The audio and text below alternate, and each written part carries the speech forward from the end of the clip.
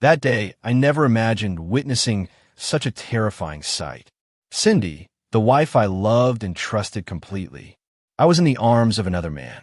My heart broke when I heard her voice. "Not here, honey. Wait until we're back in the room." All my love, trust, and hope disappeared in an instant. How could he betray me like that? I stood there, devastated, unable to believe my eyes. Cindy turned around, her face pale, her eyes wide, full of panic. "Rick, no, don't do it," but it was too late. I had lost everything. Cindy met Rick Thomas during her junior year of college, and they quickly fell in love. Rick was full of energy. He always found ways to make her laugh. He had a talent for grand gestures, surprising her with spontaneous adventures and emotional moments. They walked long Sundays, sneaked into empty classrooms, just to talk for hours and dream about the future. Attractive and friendly, a rare combination. Rick had a charm that attracted people. Cindy's parents adored him, and her family welcomed her with open arms. Her sister, Katie, joked once, "Even if he breaks up with you, we will still keep you." At the end of his last semester, Rick got a job at a major investment firm on the West Coast. Cindy, who had earned her degree in education, looked for teaching positions near Rick. In Anaheim, she got a job teaching 7th grade math in Orange County. To celebrate, Rick planned a special evening. He took her to an upscale restaurant in San Clemente with a breathtaking ocean view. As the sun was setting below the horizon one day, just before dessert, she got down on one knee and introduced a ring, a precious heirloom that had belonged to his grandmother. Cindy's eyes filled with the ugrimas. Overwhelmed with emotion, she whispered, "Yes, yes, yes, forever." The restaurant erupted in cheers. Let's fast forward 9 years. Cindy was now 32 years old. She was married and the mother of 6-year-old twins. My Calicera, I was still teaching, but the long hours and low pay were exhausting. Although she appreciated certain aspects of her job, dealing with difficult parents and being away of her family made her reconsider her career. Fortunately, she and Rick were financially secure, so she had the luxury of moving away from teaching to find something new. His next opportunity came unexpectedly. Cindy was still close to Kelly, her best friend from college. They had been roommates all 4 years and even lived together during the engagement. Cindy with Rick. While Cindy was adventurous, Kelly was even more bold, impulsive, carefree, and I often Gina to the consequences. Cindy had spent years getting Kelly out of trouble, a dynamic that Kelly both resented and appreciated. One night in late January, Kelly called Cindy with an invitation. "She's planning a wedding with me in Napa. In 3 weeks, my boss is getting married. It's going to be amazing. Lots of wine, dancing, and handsome young professionals." Cindy laughed. "Kelly, I'm married with twins. Fun for whom? Don't be water parties. Take a break from Rick and the kids. It'll do you good. Rick is very funny. Why can't I bring it?" "Because the invitation says invited." "Uninvited." Kelly sighed. "Come on, I just said yes." That night, Cindy mentioned it to Rick. He laughed. "I should go and watch Kelly. Don't you mind?"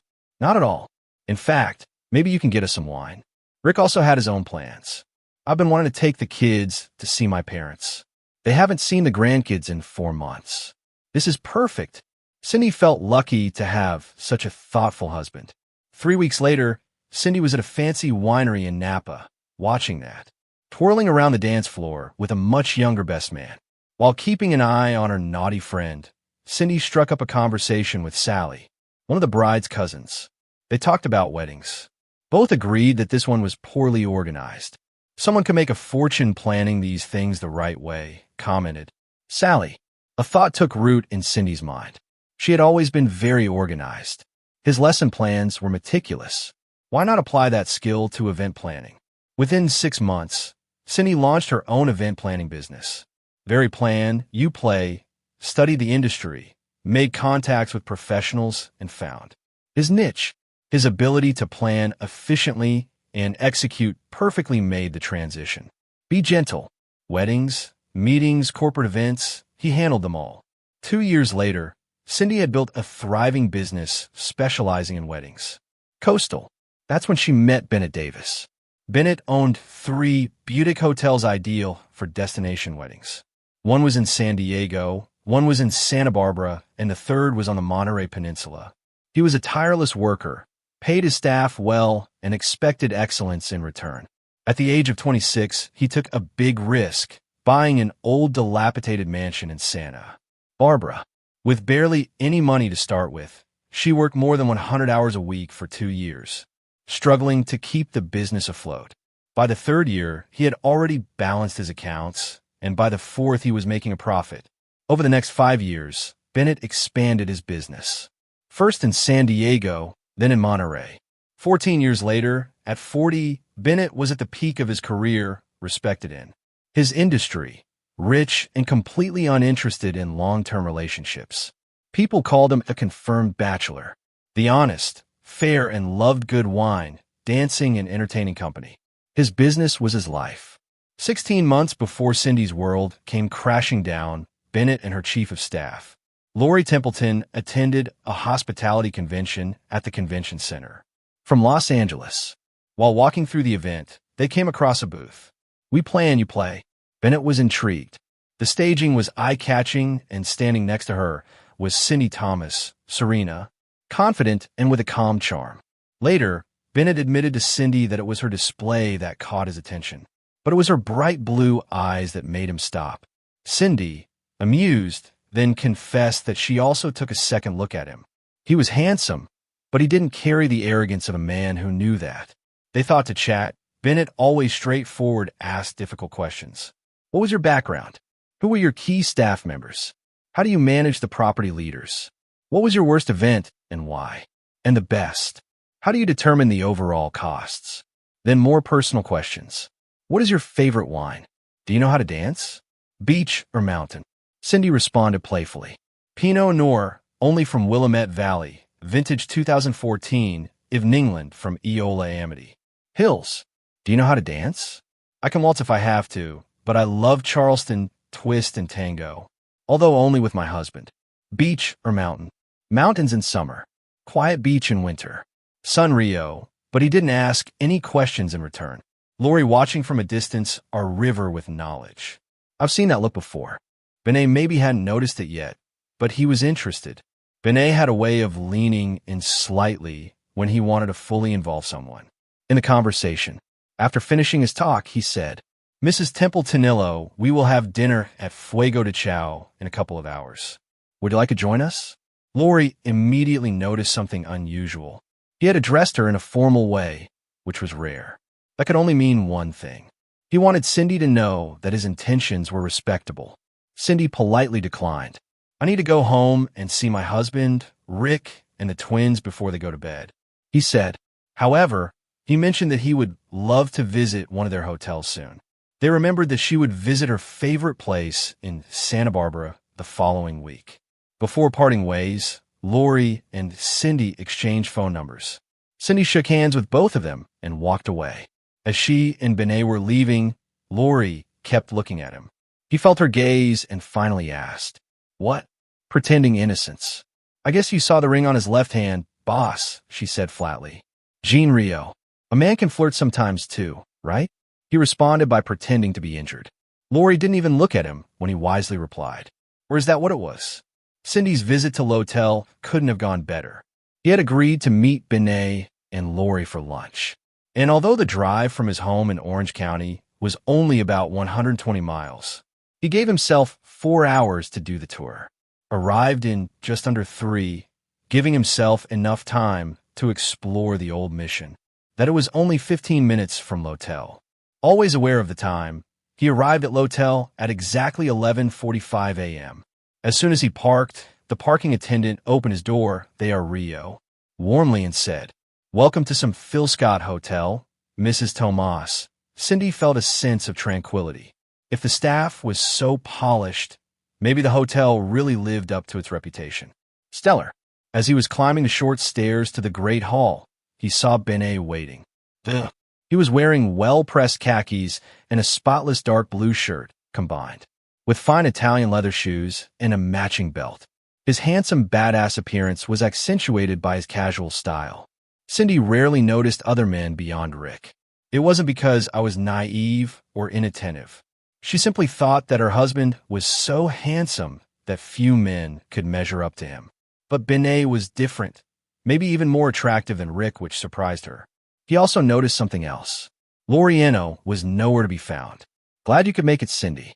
I can't wait to show you around the place and discuss how a partnership could be beneficial for both. Benet said, extending his hand. Thanks, Benet. At first glance, this place is absolutely stunning, he replied by shaking her hand and offering a warm smile.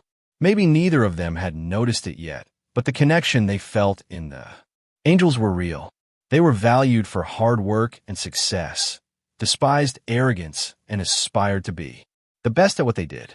Cindy had chosen her outfit carefully, a sleeveless black summer dress that accentuated her figure, accompanied by a pastel scarf that highlighted her striking eyes. Blues. The hem of her dress skimmed just above her knees, showing a glimpse of his long legs. Her sandals were both elegant and practical, adding just a little height. She was aware that men like Benet appreciated the appearance of a woman, and in business a polished appearance was never a bad thing. Some of her friends joked by calling her as innocent as a dove, but cunning, like a bitch. Taking the arm that Benet offered him, he began to ask him questions about the property. As they made their way to the hotel lobby, it seemed that every member of the staff already knew his name. Lunch was arranged on the terrace of the hotel, overlooking the ocean. The table was adorned with a small jar of California wildflowers, whose colors stood out against the spotless white tablecloth. A bottle of Pinot Noir was waiting, a thoughtful detail, since Cindy had mentioned, coincidentally, his preference for that specific wine when they met. As Benet finishes their chair, he thought, this guy is good. I have to stay alert not to be taken advantage of. They talked about everything, the trip, the recent forest fires, and the stunning view to the ocean. 10 minutes later, Lori arrived, smiling and carrying a small folder.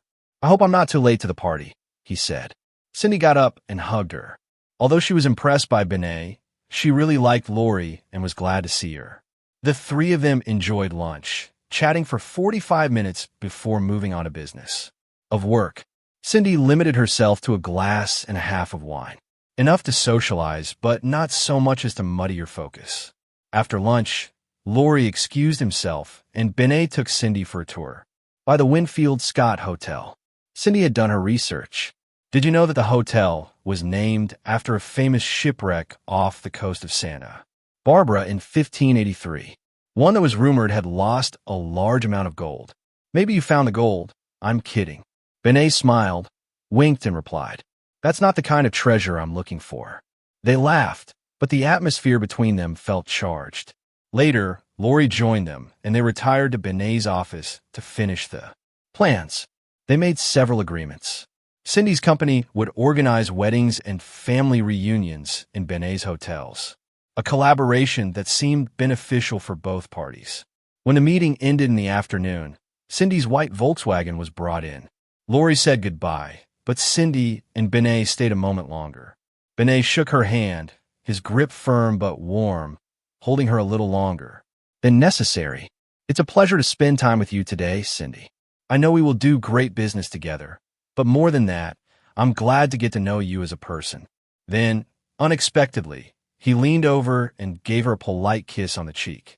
Cindy smiled, thanked him for the nice day, and promised to contact Lori about some upcoming weddings. As she was driving away in her car, a strange feeling came over her. She realized with an eerie clarity that she was indisputably attracted to Benet. Shaking her head, she tried to clear her head, but her mind kept returning to her lingering touch, her well-measured attention, and the softness of her lips on his cheek. Still confused, she looked in the rearview mirror before changing lanes. Out of the corner of his eye, he noticed something. A book in the back seat. The most magnificent thing. Seeing him brought them out of reality. Poor girl scolded herself. You've been spending too much time with Kelly. You're not a teenager. You are a happily married woman. Put your head in its place. She felt really upset with herself. I was married to an amazing man. I had 2 beautiful children, and there was no space in his life for reckless crushes. He nixed with no one but Rick. For the next 20 minutes, He has listened to his thoughts on a business podcast about female leadership. But if she had been really honest with herself, she would have admitted that she was playing with fire. Benet wouldn't have put her gently to bed like Rick. For the next 2 hours, they whispered sweet words, talking softly. But when his desire was rekindled, his self-control disappeared. They were close in the shower, then at a small desk. By 4:30 a.m., they were completely exhausted. Lying in each other's arms, they savored the quiet afterglow. Eventually, the conversation turned to practical matters such as keeping her secret hidden. Benet feared that guilt would eventually consume her, to regret what they had done and decide never to see him again. But Cindelo reassured, tracing his fingers along her jaw. I can handle this. I want this. And I want to see you again, often, but no one can ever know. They were silent in the passion one last time before Cindis showered alone.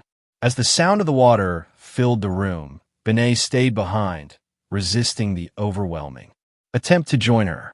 Listening to her soft humming was one of the hardest things I had ever done. When she came out, already dressed, she kissed him goodnight. I'll go home after a few hours of sleep, he said. I really wanted to sleep all day, but that would raise suspicions. Benet promised to say goodbye when she left.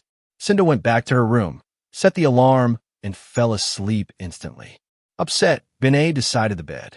The sheath balls, did it again, and fell asleep before the staff of the hotel will arrive at 6:30 a.m. What could possibly go wrong? Cinda arrived home on Sunday afternoon. As soon as she got out of the car, Sarah and Michael ran towards her, hugging her tightly by the waist. They were almost 8 years old, growing up quickly. Although I had only been away since Friday afternoon, they had a lot of stories that count. Dad took us to the big park, and we went down the giant slide. Ralph's back. Mrs. Bowling brought us cookies when she went to pick us up. Dad made Mickey Mouse pancakes and said maybe next week we can go to Disneyland. Then Sarah looked at her and asked, Mommy, did your dad ever take you to Disneyland? The innocent question made Cinda pause, brought back memories, not only of her childhood, but of some of what she and Bennett had spoken only 12 hours before. The events of that night were still fresh in his mind, which made her feel momentarily disoriented. Then she saw Rick standing in the doorway, drying his hands with a kitchen towel. He was wearing Adidas shorts and a tight cycling t-shirt. It looked too. What am I doing? But what he said as he put down his bag and put his arms around him was, Hi, honey, it was a difficult wedding. I am so happy to be at home and in your arms. I hope the twins haven't been too busy. Rick smiled. We always miss you, Cinderella, but I love my weekends with the kids. I'm so proud of you and your business. I saw the weather and thought you had a busy few days. Let me get you a glass of wine and massage your feet. Cindy's lament ran quickly. His nickname for me, his love for our children, his unwavering support. I can't lose this. He forced a smile and replied, Wine and a foot massage? That sounds perfect. Later that night, after the kids went to bed, they had their wine outside. In the hydro massage bathtub, Cindy hoped that Rick would want more intimacy, but after a long day, he admitted that he was exasperated. I need a break, he said, but I'll massage your back until you fall asleep. She pretended to be slightly disappointed, but the truth is that she was also so tired. She didn't explain why, and Rick didn't ask why she trusted her completely. On Monday morning, Rick asked, How about a date for Tuesday? Cindy accepted immediately. Early on Tuesday, while she was still sleeping, he quietly packed a travel bag. For both of us. Before he left for work, he left her a note. Dress you up for our dates, in and feel. Put on the bright blue strappy dress that shows off your legs if you don't mind. This list at 4 p.m. Don't worry about the kids. Everything is under control. Underwear optional. 4 p.m. sharp said goodbye to the kids and thanked Kelly, who was in town, and delighted to be babysitting. Then they left. When Rick parked at the Ritz-Carlton overlooking Dana Point, Cindy's eyes, they opened in amazement. Kelly is staying over for the night, she asked. Yes, Rick confirmed. I didn't bring any change of clothes. Rick smiled. I hope you don't need too much, but just in case there's a bag in the trunk. When you were with the kids, Kelly went over everything. I may have changed what you're going to wear to sleep tonight. Cindy narrowed her eyes. Did you let her into my wax drawer? Yes. Said it was a bit boring, but found something bright pink that should work. He also said he will take you shopping for something better. Cindy shook her head, laughing. Mischief. The evening walking along the beach, enjoying dinner and sharing an intimate moment. Later that night, at midnight, they sat together on their private balcony, looking at the calm waters of local Pacific. They talked about their lives, their dreams, and their future. Rick broke some great news. I'm in line for a partnership at work. That means more money and less travel. Its use could accompany you on some of your wedding planning weekends. It was dark, and while Rick was looking at the ocean, he couldn't see Cindy's face. If I had, I would have noticed that something was not right. Cindy pulled herself together quickly. I'm so proud of you, Richard Michael Thomas, she whispered before kissing his entire face. They made love under the moonlight. The next morning they had breakfast in bed, continuing their conversation. Love, I am so proud of you. And I would love for you to travel with me sometimes, Cindy said. But I hope you won't think that I should leave my business alone because now we can afford it. Rick shook his head. Never. I know how passionate you are. Your career is as important as mine. You are amazing at what you do, and I want you to go as far as you want. Cindy smiled, but her mind was elsewhere. Since I found such an amazing man, I can't ruin this. Benet, and I need to make sure our plan is done right. I wasn't thinking about logic. I wasn't thinking about love. I was thinking about getting everything I wanted without anyone getting hurt. In the years to come, he would wonder how he could have been so selfish. People used to say that men thought with the wrong head, but Cindy was proving that women could do it too. He was just over 30 years old, and his desires were stronger than ever. Somehow, he convinced himself that he could have it all. A husband, a wife, a successful business, a perfect family, without consequences. But I couldn't imagine the storm that was brewing. Cindy did not see the concern in Larica and convinced herself that everything was fine. It had been 15 months since she met Benet and 8 months since her affair began. In her mind, the secret relationship even made her a better wife. I was about to find out how terribly wrong I was. On the first weekend of December, Cindy was coordinating a wedding at the Monterey Hotel. From Benet, the place was smaller, ideal for intimate gatherings. The Carlyle's wedding only had 38 guests, making it easy managing for Cindy. Not all the rooms in the hotel were booked. If Benet had checked the reservation list, he would have noticed that Mr. Thomas had booked a suite with an ocean view, a luxurious bathtub, and a king-size bed. For Thomas, the new partner of his investment firm, had planned a surprise. He was coming to spend the weekend with his wife. He had orchestrated everything down to the last detail. Fresh flowers, Cindy's favorite wine, perfectly chilled, and the best oils. For a long, relaxing bubble bath. I didn't think he and Cindy had grown apart, but something wasn't right lately. I thought it was simply the stress of long working hours and raising the children. I was about to find out the real reason. Since none of the hotel employees knew who he was, it was easy for Rick to keep unnoticed. I was planning on waiting until after the rehearsal dinner to surprise Cindy. An hour after dinner, when she had not yet appeared in the hall, he decided, go get her. I wasn't in the dining room. I wasn't on the patio. Then he heard voices around the corner. One of them, unmistakably, was Cindy's. At first, she assumed that she was discussing the wedding plans with the staff. But just before turning the corner, his voice took on a playful and teasing tone. Not here, please. Wait until we get back to your room. Rick's breath stopped in his throat. He felt his pulse quicken. Her mind struggled to process the meaning of his words. And then he saw them. Cindy was glued to the wall. His hands held above his head, and Bennett was doing it. They didn't see him at first. Cindy's head was tilted back, with her eyes closed as she emitted a sound.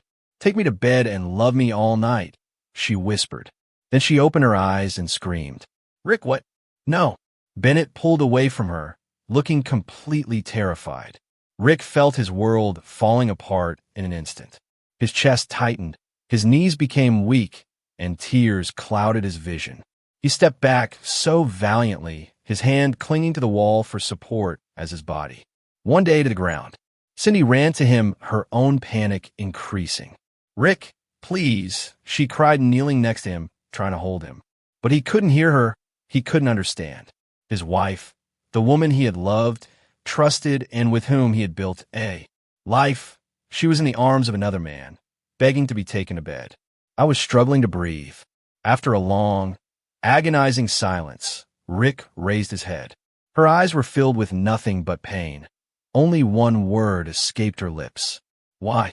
Cindy opened her mouth to speak, but Rick's expression changed. His sadness turned into anger. No, Cindy, he said suddenly, pushing her hand away as he forced himself to his feet. Don't say anything. She remained kneeling, looking at him, her face covered with the ugrimas. Don't talk to me. Don't try to explain. His voice was trembling with rage. He turned his gaze to Bennett. I was taking the one back to your room. She's all yours now. Rick turned around and walked away. Cindy tried desperately to catch up to him, but he spun on his heels. Don't touch me, he roared. Are you the mother of my children, Cindy? You were everything to me, and now you've destroyed us. Just go with him and leave me alone.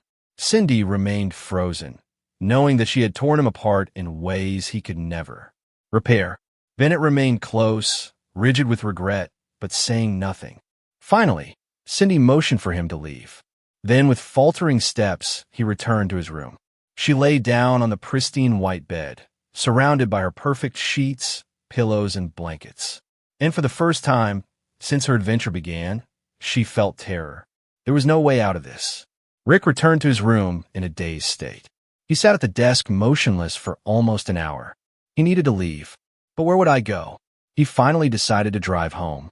By the time I arrived, it would be almost 7 a.m. He could go straight to his office, take a shower, shave, and put on clean clothes. I would tell the kids that he had to go on a business trip. For now, he would at least pretend he had to leave. Before he left, he wrote a note and left it on the desk. I'm going home to the kids. I don't know what else to do now. I need time to think. To say that you have crushed my heart and soul would be like saying that the Titanic had a small escape. I'm sinking into despair, and I have no idea which way to turn. When you get home, or if you arrive, send me a message ahead of time. I'll leave as soon as you get here. I won't talk to you. I won't look at you. Not until I've had enough time to process this. I will tell the kids that I have to go out of town for work this week, but they will be with you. I hate the idea of leaving them with you, but now I have no other choice. Don't call me. Don't text me. Don't get in touch, except to let me know when I'm around. I don't trust you to honor my request, but I hope you have some decency left to at least give me this.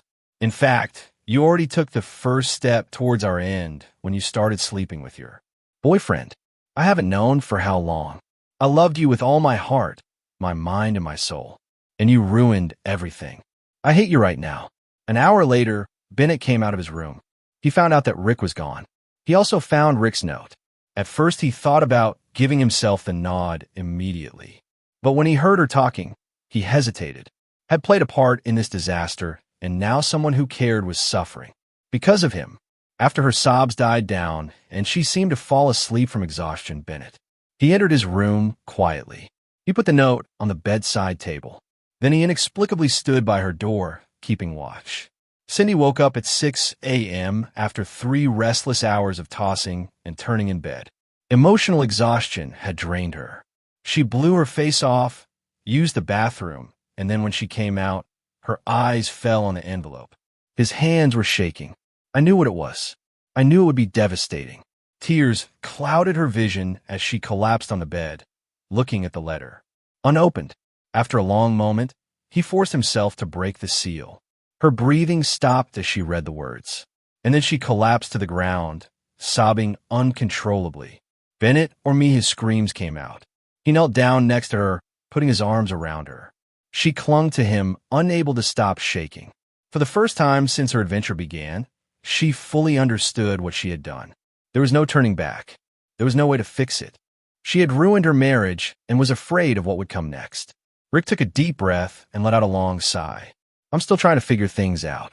Her voice was strained, exhausted. Cindy sat down in front of him with her stomach in a knot. Thank you for at least not lying to me anymore, telling me it was just one night and nothing more. Appreciated your honesty, or at least I hope it has sung this. But I guess I'll never really know. Cindy put her head down in her hands. The truth cut deep, but she forced herself to look into his eyes as he continued. You've been seeing Bennett for 8 months behind my back. I never suspected anything because I trusted you with everything. My love, my heart, my life. But now I know I can't trust you again. Ada's story is over. There is no prince to save the day. Rick exhaled hard. I've never felt so hopeless in my life, and I hate it. But it's the only real emotion I have right now. I don't know what I'm going to do, but I'll tell you this. I'm not divorcing you now, or for a long time. Cindy blinked in surprise. Won't you? No. Rick's tone was grave, his expression inscrutable. A psychologist once said that if you were married with children and considering divorce, you should throw yourself in front of a bus first, because children handle loss better than feeling abandoned by a divorce. He ran a hand through his hair. It always seemed sensible to me. I never imagined I would be in this situation. But pretend to be happy for the next 11 years until the twins graduate. That's impossible. I can barely look at you, much less acting like everything is fine. Cindy's throat tightened as he continued. So 48 hours after this disaster, I feel trapped, stuck, desperate. A long silence followed before he added, I'm going to see a counselor this week.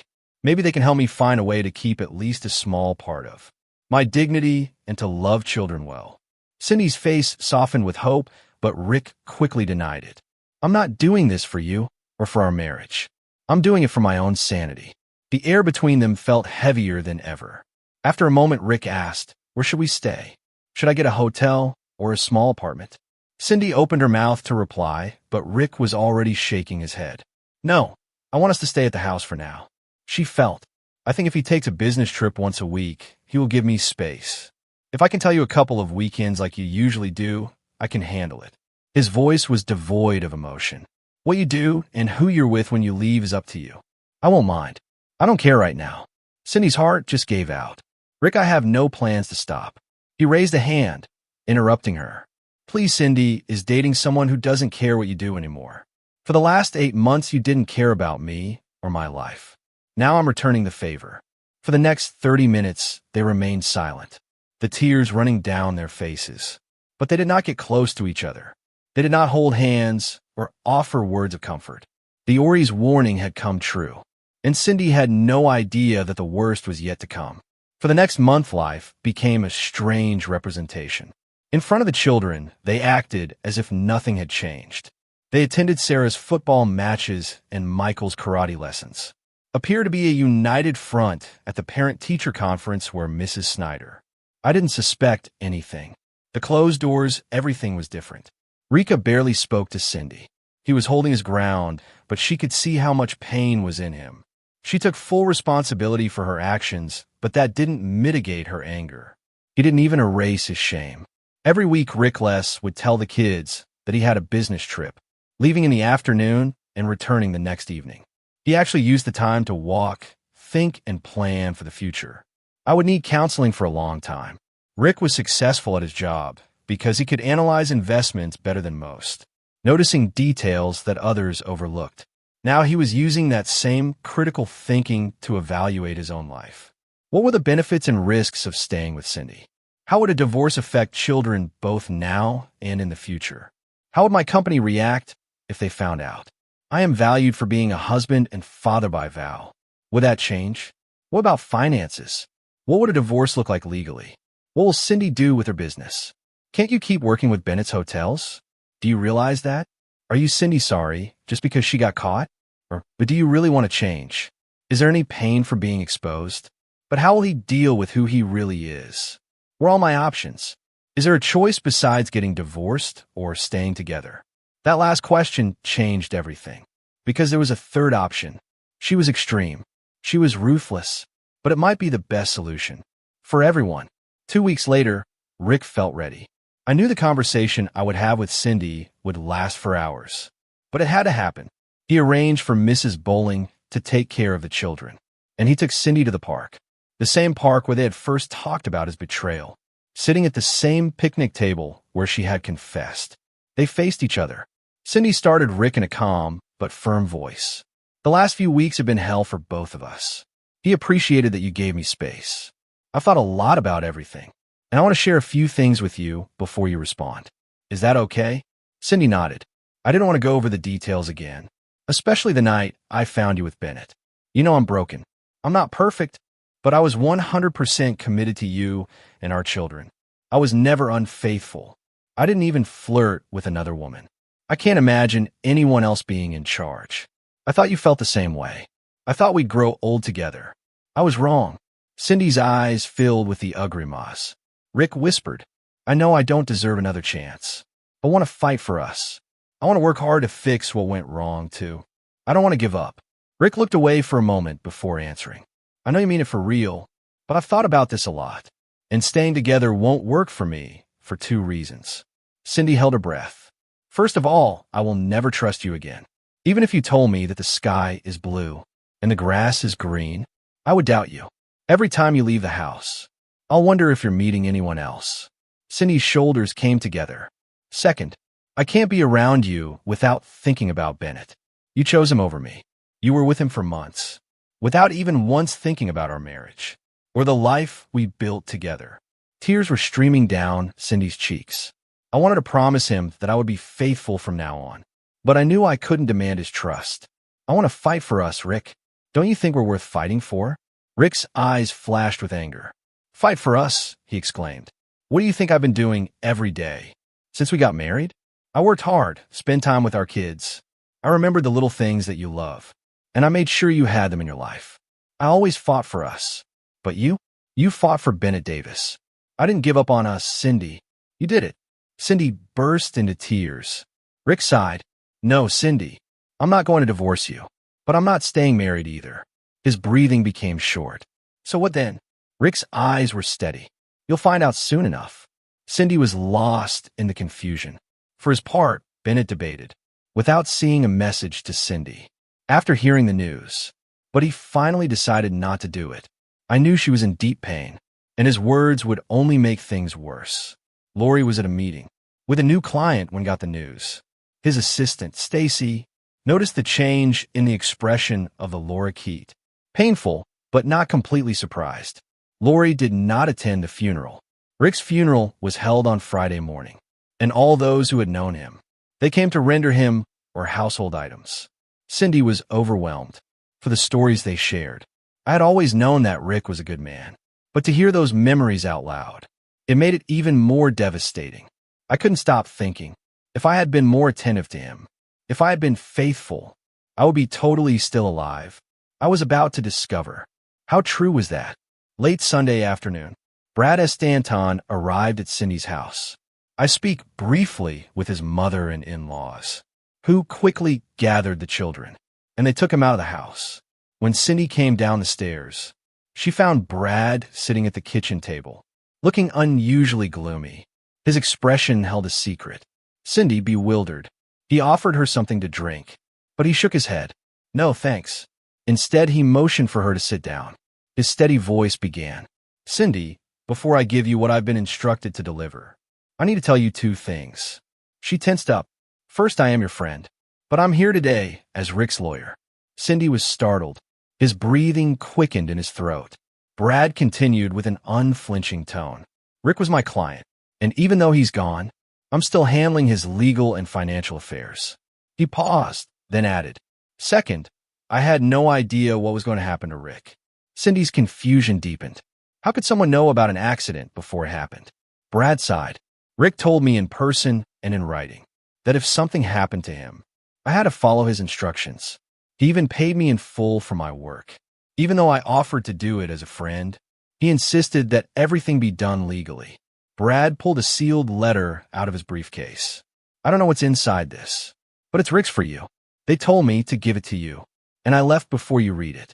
Cindy took the letter with trembling hands. What else did he tell you to do? He asked cautiously. What else did he tell you to do? He repeated cautiously. Brad hesitated, his conflicted expression. I'm sorry, Cindy, but that's private between Rick and I. He made it clear that he couldn't share our conversations, nor his last wishes with you. With that, he got up and left. Cindy looked at the letter. His heart was pounding hard. He slowly broke the seal. Cindy, for this moment, you know I'm gone and the funeral is over. Brad handed you this letter and he's gone. The children are with my parents or with your mother. They were told not to come home for a couple of hours, as this would be difficult for you to process. This is the third option, Cindy. It's the best path I could find. I loved you with all my heart. But that's gone now. You took it off. This is the best I could do. I loved you with all my heart. But that's gone now. You took it off. This is the best I could do. You will soon learn that I bought 3 acres of land by the lake at Eagle's Nest 2 weeks ago. That's why I was on Highway 79 when the accident happened. The official story is that I bought the land as a surprise for you and the kids. A place to build a holiday home, an escape for summers and long weekends. This, of course, is a lie. The purchase of the land is a cover story. But no matter what, you have to stick to it. If the insurance companies suspect something, they won't release the money. I went to visit the new property and decide to return home early. I was in a hurry because I had an important meeting with a client at 9:30 a.m. That's why I was going fast, and I lost control of my car. Brad will take care of everything, as long as you don't deviate of this version of events. 3. I changed my will in the last few weeks. 90% of my assets, approximately $3 million, it will go to a trust fund for Mike Alicera. They will have access to the university and are chosen for graduate school. The rest will be for them when they turn 30. Brad will be supervising the fideicomiso. Tight, only 10% to around $300,000. It's not out of kindness. It is simply to make sure that you can take care of the children while pretending to be Delito. If I could have left you nothing, I would have done it. For I told you before, children handle death better than divorce. I looked into it. I found studies that confirm this. That's why I couldn't divorce you, Cindy. I couldn't do that to our kids. Someday, maybe they'll learn the truth. And maybe they'll hate me for this. I hope they don't. But if they do, I hope someone will explain to you how unfair. That can be life. For now, they will mourn a loss. They won't feel the rejection that comes with divorce. 5. I can't tell you how to live your life. Maybe I'll go back to Bennett, or maybe there's someone else. Whatever you do, think about the kids this time. They will be great in 9 or 10 years. Keep your lovers away until then. 6. I have one last request. When you finish reading this letter, burn it. Destroy thee until there is nothing left. If the insurance companies find her, it will ruin our children's future. Read a couple more times. But if I ever meant anything to you, burn this note. Maybe one day you will hear from me again. Rick. Cindy collapsed to the ground, sobbing. He pressed the letter to his chest, screaming his name in agony. The weight of her decisions came crashing down on her, suffocating her. It took him an hour to find the strength to sit down. Her hands were shaking as she read the letter twice more. Then, with tears running down her face, he walked to the fireplace. He watched as the flames consumed the last words that Rick would ever tell him, and he knew that the collector had come to collect what he owed. This is the end of my story. Subscribe to not miss more videos like this. And remember, history is a chance to become a better person, and see you soon.